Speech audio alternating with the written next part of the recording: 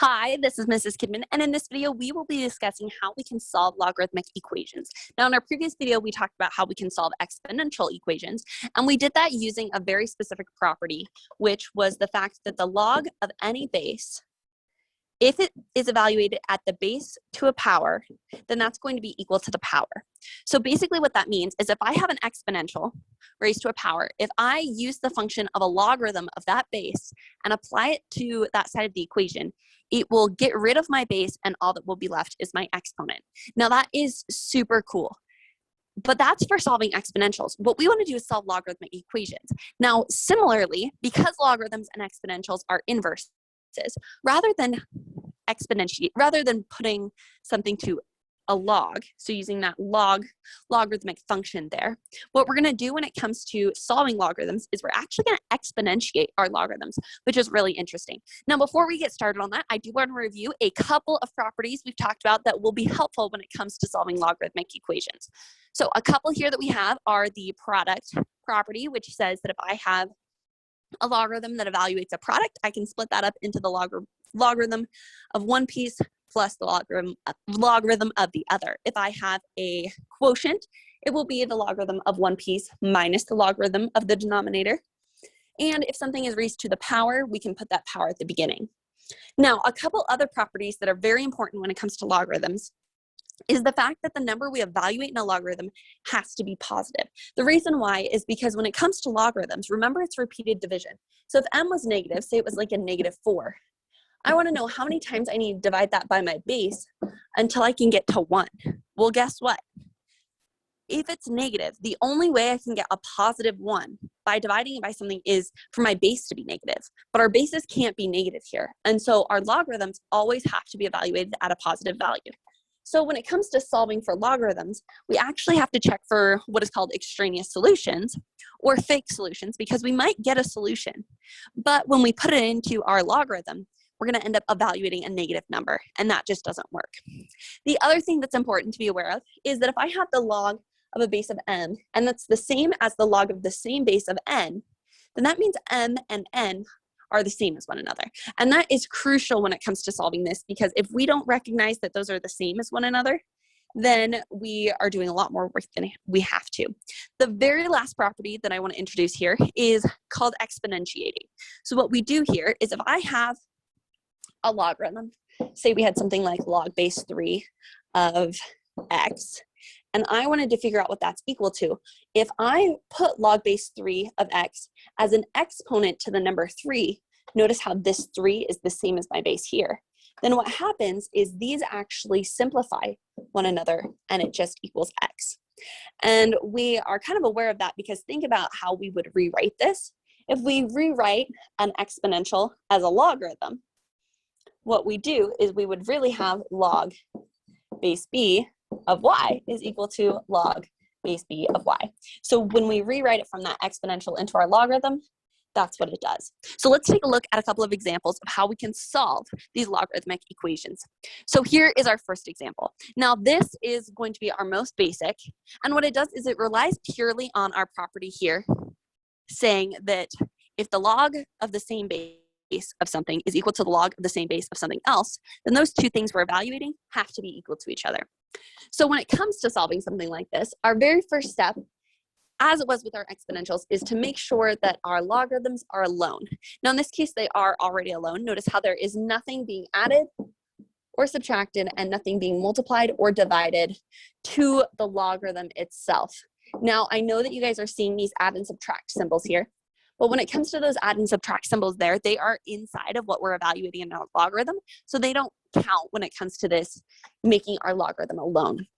Now, after we get our logarithm alone, what we want to do is our second step is to do what we call exponentiate. Exponentiate, which is a very fancy way of saying put it to a power, or put it as the power, I guess would be a better way to phrase it. Put as the power. So what this means in this case is notice how this natural log is really log base e, and this natural log is really log base e. If they both have the same base, then we can put it as a power to the base. So in this case, we are going to do e to the natural log of 2x minus 3 is equal to e of the natural log of 3x minus 8. Now we talked about in the previous slide, there's a property that says if I exponentiate it and this base is the same as this, those actually will simplify and cancel each other out, just like inverses do. So it leaves us with just those exponents or just the values inside our logarithm. So 2x minus 3 is equal to 3x minus 8. Now, after we have exponentiated or put it as the power of our base, our last step is going to be to solve for x. So we are going to follow through that step just like we always do. I'm going to move my 2x's to either side. So I end up with negative 3 is equal to x minus 8. Then I will add 8 to both sides, and I end up getting 5 is equal to x. Now, unlike solving exponentials, there is a fourth step when it comes to solving logarithms, and that is check for our extraneous solutions. So those are the ones that if I put it in, I'm going to end up evaluating a negative number. So I just want to put these into my logarithms here and make sure that it's not negative. So 2 times 5 minus 3, well, that's going to be 10 minus 3, which is 7. So that works on that side. 3 times 5 minus 8, well, 3 times 5 is 15, minus 8 is 7. So that is our solution there. You can kind of see how that works. Now we're going to take a look at 3 more examples where we're not evaluating, but we're solving our logarithmic equations here. So let's take a look at this one here. So remember, our very first step is we want to get our logarithm alone. So that means I want to get rid of anything that is being added or subtracted and anything that is getting multiplied or divided. And remember, we're going to do it in that order. So let's get rid of our add or subtract first. In this case, I have a minus 2 here, so I'm going to add that to both sides. Plus 2 plus 2, 7 times the log base 9 of x plus 8 is equal to 7. Okay, then our next part is we want to get rid of that multiply and divide. In this case, we have our 7 here, so I'm going to divide both sides by 7, and I end up getting the log of 9 times x plus 8 is equal to 1. Okay, so we have that step. We got it alone. Our second step is to put it to the power, or treat it as the power. Put as power. Sorry, I do not know why I don't have a good way to think of that. Put as the power. So because this is log base 9, we're actually going to put both sides to the power of 9. So I'm going to have a 9 times log of 9, x plus 8. And this side is going to be 9 to the power of 1. Okay, so notice how we put both of those to that power. And we know that this works because if I were to do like the log of 9, log base 9 of both sides of this, it would go back to that original problem. So we're kind of using that rule that we had before there. And now that we're at this point, we've put both of them to a power. We know that these will simplify here. And we end up getting x plus 8 is equal to 9 to the power of 1. Well, 9 to the power of 1 is just 9. So we end up getting x plus 8 is equal to 9, or x is equal to 1. And as we end up with that x is equal to 1, we need to engage in our last step. So step 3 was to solve for x. And step 4 is to check our answer. So let's go ahead and put our 1 back into this log here. And if I put a 1 in, 1 plus 8 is 9. Because that is positive, we are good to go. And this here is our solution. Okay, let's take a look at 2 more examples where we follow through these steps, just like we did before. So we are going to take a look at this example here. So notice how there's logs on either side. Anytime we see more than one log and we're trying to solve that logarithmic equation, we want to make sure our 2 logs have the same base. So in this case, they both just say log, meaning they both have a base of 10. So we are good to go here. And once they have the same base, then we can run through our process. So we want to make sure that we get it alone. Now, this is interesting. Notice how there's a 2 and there's 2 logs. When it comes to getting it alone, what we're going to do here is we're actually going to move the logs to the same side.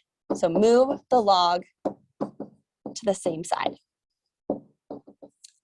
Okay, so in this case, I'm going to add the log of x to both sides. And so then we end up getting the log of 7 plus the log of x is equal to 2. Okay, so here we are.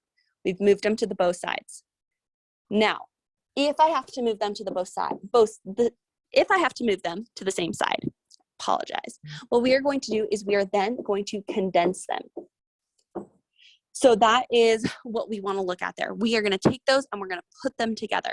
So as we go to condense these, remember, we have this property up here that we reviewed that says if I have log base b of m times n, that's the same as log base b of m plus the log base b of n.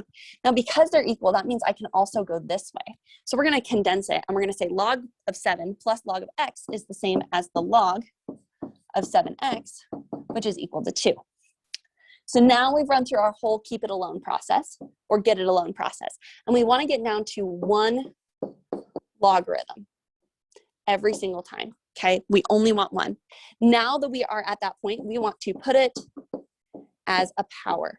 Now, when it just says log, that means we are going to raise it to the power of 10. So in this case, we've got 10 times log of 7x is equal to 10 to the power of 2. Now this 10 and that log will simplify down and they will cancel out here. So we end up with just our 7x is equal to 10 to the power of 2, which is 100. And we can divide both sides by 7 and end up getting that x is equal to 100 over 7. Now we want to, that is our third step in solving for x. And our fourth step is to check for those extraneous solutions. So we are going to plug this answer in and make sure that it works here. So if I put in, here's my only x, I have 100 over 7.